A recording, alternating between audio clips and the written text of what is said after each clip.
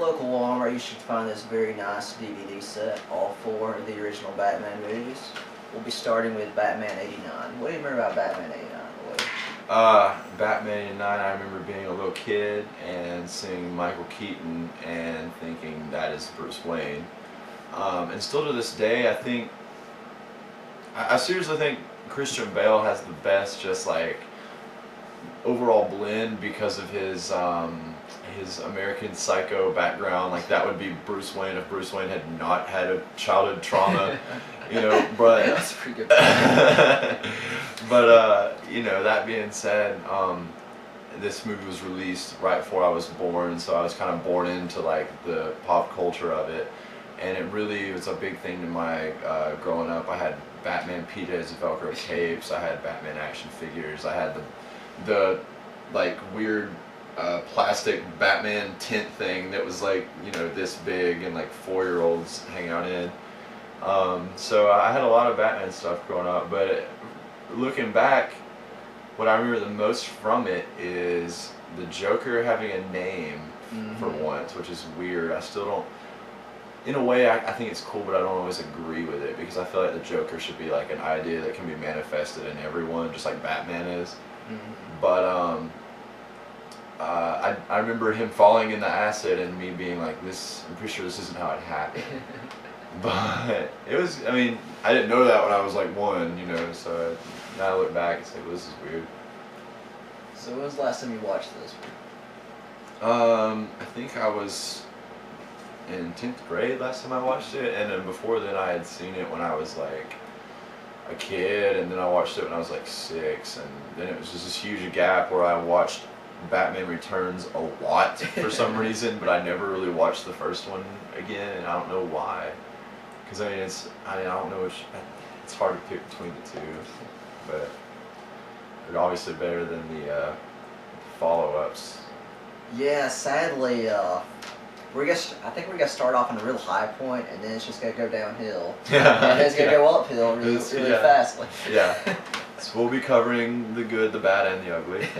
And yeah. What about you? What was your? I've not watched this in a pretty good amount of time, like 5, 8 years. But I really expect to enjoy this because I have really fond feelings about this movie. I had the VHS as a kid. I watched it to death. I'll probably bring the VHS to one of these for a prom. But I still think of this as my 2nd or 3rd favorite Batman movie. Like when I think about it, I feel like I like this one more than Batman Begins. Maybe not the other 2, but Batman Begins. Hopefully it won't change my mind after rewatching it. But I just love this movie. I don't feel very strongly about Michael Keaton, but I love Jack Nicholson. Jack Nicholson's great. You know, I think we're just blessed to have such good Jokers. I mean, Yeah. Mark Hamill, Jack Nicholson, Heath Ledger. Yeah. I think that's better than the Batman. And no one really cares about Caesar Romano, but you know, the other three. I'm just proud you know his name. Yeah. I might not have known that offhand. My thing though that I can't remember is I know in Batman Returns he actually kills people. Does he kill people? Yes, he kills people. Well, he does. He causes deaths. Yeah, he allows deaths to happen. Like I think his set of rules in this is if I don't kill you with my bare hands, it's okay. Yeah. If I put the dominoes in place, well, that's on you. So I guess with that being said, we're gonna check it out and give you an afterword and re-review, if you will. Yep. And I can't wait to hear my personal favorite tagline of the movie: "You ever dance with the devil in pale moonlight?" Yeah. And that's a Jack Nicholson saying. Jack Nicholson saying, and Kid Liberty used it in a song, I think. I will say this though. The Tim Burton Batman video game for original Nintendo is hard as shit. It is so hard, and I have it, but I don't have it here. I'd break it out, but it is hard. And yeah, I never had that one. It's hard. It's super hard. You had like the gray and blue bat suit as opposed to the black one, but it was so hard. Well, here's hoping we learn to love this movie yet again. Yeah. With that, Batman.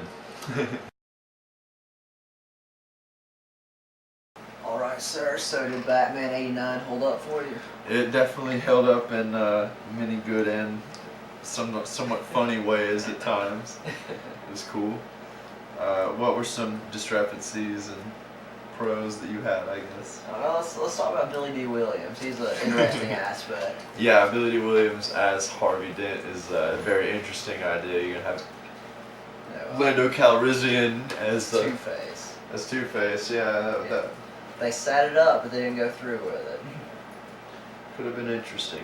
I don't think it would have worked visually, but I think he has a good voice for an animated Two-Face. Yeah, I definitely agree with that. They could still do that, actually. I'd love to see that. My dog is chewing on a rusted nail. Awesome. That is not good. That's not good at all. Thank you, indeed. Thank you. Please. Anyways, so there were some funny things in it to me, like kind of like the last 25 minutes. yeah, a lot of it was very interesting there. What was it that you said that at one point you can see the same theater in just about every scene? We didn't pay that close of attention, but it's been pointed out before that like the set for the city is so small that the theater Bruce Wayne's parents were killed at is in almost every shot. So if you're all like OCD, that might bother you. It was also noted that they were doing a little illegal gambling in the Wayne Manor, and Commissioner Gordon was heading that up, racking them stacks. Yeah. Apparently, Wayne Manor operates under its own laws because Gotham is usually New York or Chicago, and I'm 90% sure neither of them have gambling. Yeah. Other than that, it was interesting, some of the ideas in it, like how Batman definitely kills a few people. Yeah, like, I was wrong. He doesn't just kind of let it happen. No, he straight up kills motherfuckers. Yeah, some motherfuckers. Especially the Joker. He, when you wrap a man's body around a gargoyle with a rope, and it's definitely going to hold, there's a couple of physics involved in that just don't agree, equaling death, and obviously that's what happens. Spoiler alert. In no shape or form an accident on Batman. No, that was yeah. And I can get past Batman killing people. It's not the comics. It's a movie. I don't care. But he kills them in a very unsporting manner. Like the Joker won. The Joker beat up Batman, and then Batman, gets him from behind with the bat rope. The old bat rope. Yeah, basically. Yeah. And on that note, Batman beats up a good many thugs, but he doesn't do it very easily. Like, half of these guys are on par with him when it comes to martial arts. Yeah. Other things to touch on, though, it was nice to see the old classic vet-style Batmobile. Yes, I love that. Instead of the bat tank that we're all used to nowadays. The roller. The roller, yeah.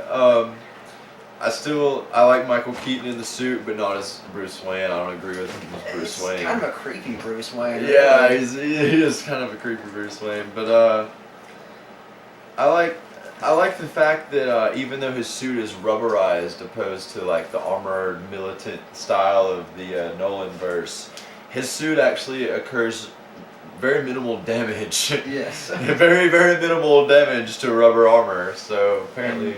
And his gauntlets can deflect bullets. We kind of need that technology today, 25 years later. 25 years later, yes, definitely.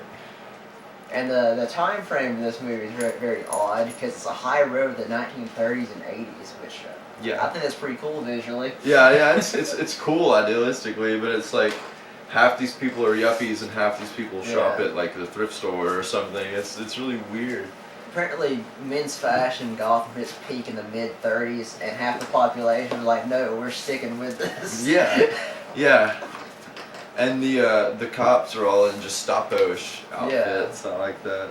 So are the Joker henchmen, though. They're kind of like anti-cop but Joker outfits. Yeah, if the Warner Brothers ever make them cheaper, I would buy one of those Joker gang outfits.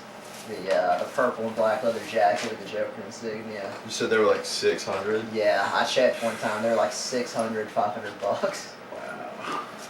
Because they released them when the movie came out, and they've never redone them. You might have commissioned someone too.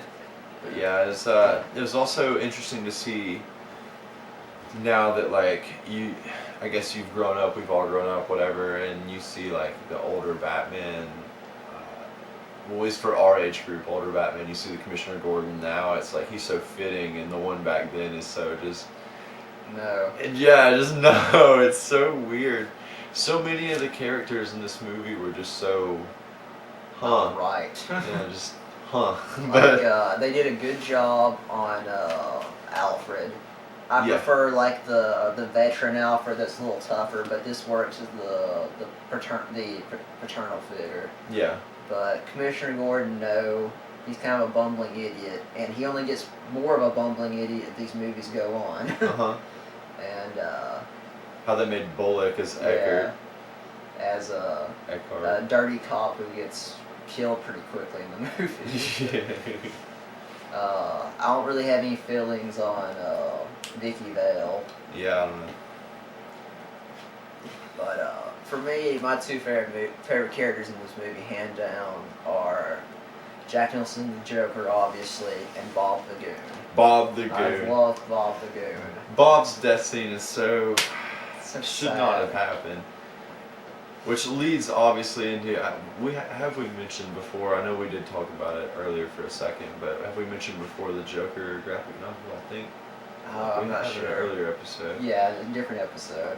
But yeah, it definitely is a build up towards that graphic novel if he hadn't died, which Kevin can definitely give you more representation. Yeah, for those that don't know, I cannot pronounce the writer's name, he spells it weird, but there is a unofficial sequel to The Dark Knight in comic form, and the graphic novel is just called Joker, right? It's not Joker. it's just Yeah, Joker. it's just Joker. And it's more or less set in the Nolan films, and the Joker in the book is maybe not exactly the Heath Ledger Joker, but like 90% the Heath Ledger Joker. Mm-hmm. And the book's told through the point of view of one of his new goons. And his name's not Bob, but he's clearly based on Bob. Clearly based. Like, blonde hair, street level guy. The Bob in the movie's a lot smarter and competent, but they're pretty much the same dude. The right hand man. Yeah. Yeah. And the story in the Joker is basically this guy joins up with the Joker thinking, you know, this guy's a visionary. He's going places, and I'm going to go places with him by being his number 2 guy. And then he quickly realizes there is no plan. The Joker is just crazy. Yeah, exactly. And it ends horribly for him before he comes to this realization. It is so horrible. Which basically is what happens again in the movie. Yeah. But yeah. But yeah, no supervillain has ever had a better soldier than Bob. That guy. Bob is, yeah. He is like, if you can imagine the Joker's Robin, almost. Yes. Like he is. Oh god. If Robin had been in this movie, that would have been awesome. A great fight scene, like Batman and Joker versus Robin and Bob. That would have been so awesome. Yeah, so people always complain there's too many villains in Batman movies. It really comes from this movie, because Bob is the number 2 villain. Yeah. Yeah. And I just love Jack Nicholson in this movie, so entertaining. To me, none of the flaws in this movie matters, because Jack Nicholson is so fun to watch being the Joker. He really is, and it's like you said earlier, he just has fun being the Joker. Yeah. Like you can tell he's just having fun. He with is it. having a blast in this movie, whereas another amazing actor, the role kind of killed him. Yeah, she. But otherwise, great movie to check out, and definitely rewatch it. And you know, you can pick it up in this whole big 4-pack at your local Walmart. Yes, it definitely holds up. Aside from the ending, it's a little hokey, but whatever. It's 25 years old. It's a different era. Yeah. And last known Jack Nicholson, what tickles me to death about this movie is they don't have a whole lot of respect for the source material. Like, Batman is not the comic book Batman. So you know, when they wrote the script, they weren't like, here's what the Joker would say. Is no, here's what Jack Nicholson, if he fell into a vat of acid, would say and do. You got anything else to add? That's a pretty good way to put it. I mean, it's a good way to wrap it, I guess. But so, how are you looking forward to Batman Returns? well, Batman Returns is the one that I've always owned, as opposed to Really? Batman. I to never be owned honest. this one because my mom hated it. It's weird. She I don't wouldn't know keep why. that one in the house. I don't know why. I don't know.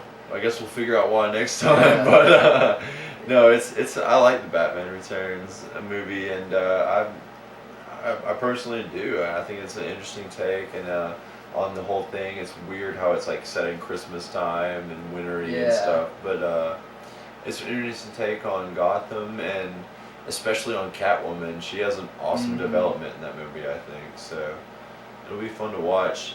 Dan DeVito. Yeah, I have a soft spot for Danny DeVito. Yeah. I enjoy short actors. Yeah, Dan DeVito is awesome in that movie. So But yeah, we'll talk more about that next time. We should have you some cool props to look at, and maybe a guest. maybe, yeah, we'll see. We'll see if we can You find work on somebody. that. Yeah. Okay, well, see y'all in weeks or hopefully not months. Yeah.